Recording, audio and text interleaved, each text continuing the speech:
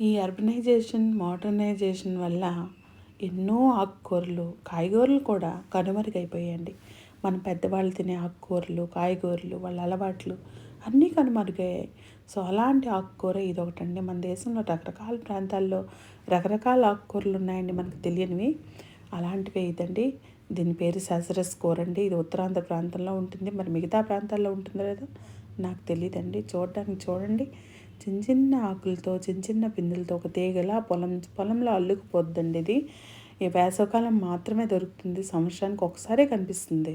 దీని పేరు సాసరస్ కూర అండి. మరి ఎందుకు ఆ పేరు పెట్టారో దీన్ని నాకైతే తెలీదు. కానీ చాలా చాలా మెడిసినల్ వాల్యూస్ ఉన్నాయని, సంవత్సరంలో ఒకసారైనా తినాలని మాకు చిన్నప్పుడు చెప్పేవాళ్ళండి. అలాగే ఇది రుచిలో మాత్రం కాకరకాయకి అమ్మ మొగుడేనండి. చాలా చేదు ఉంటుంది. సో, ఇప్పుడు వండే విధానం చూద్దాం. ఫస్ట్ కొంచెం నీళ్ళు పెట్టుకొని బాగా మరిగాక నూకలు వేసుకోవాలండి. బియ్యం నూకలు. నూకలు లేకపోతే నేను కొంచెం బియ్యాన్ని మిక్సీ చేసుకొని వేసాను. ఆ నూకలు కూడా కొంచెం మరిగిపోయి నూకలంతా ఉడికిపోయాయని అనిపించాక కొంచెం పసుపు, ఉప్పు వేసుకోండి. ఇది బాగా మరిగిన తర్వాత మాత్రమే మన సాసరస్ కూరని బాగా కడుక్కోవాలి. ఒక 2-3 సార్లు వాష్ చేయాలి. పొలంలో ఉంటుంది కదా, కొంచెం వాష్ చేసి వేసేసుకోవాలి. ఇది కూడా నేను పలాస నుంచి తీసుకొచ్చానండి. మా ఫ్రెండ్ ఇచ్చింది, ఝాన్సీ గారు. సో, మళ్ళీ నీట్గా కడిగేసుకోవాలి. దీన్ని బాగా నీట్గా కడిగానండి. ఇది క్లీన్ చేయడం అండ్ ఆ చిన్న చిన్న ఆకులను తీయడం చాలా కష్టమైన పనే, బట్ తప్పదు. సో, ఇప్పుడు మామిడికాయ ముక్కల్ని యాడ్ చేసుకున్నాం. ఎండు మామిడికాయ ముక్కల్ని ముందుగా నానబెట్టుకొని దీనిలో యాడ్ చేసి కొంచెం ఎక్కువే వేసానండి, ఎందుకంటే అవి ఇష్టం నాకు, అందుకే. తర్వాత చింతపండు నానబెట్టుకున్నాం కదా, అది ఆ పులుపుని వేసేసాం. ఇదండి చిన్నప్పుడు మా అమ్మమ్మ వాళ్ళ ఇంటికి వెళ్తే, వేసవికాలం సెలవులకి వెళ్తే ఒకసారైనా ఈ కూర ఉండేదన్నమాట.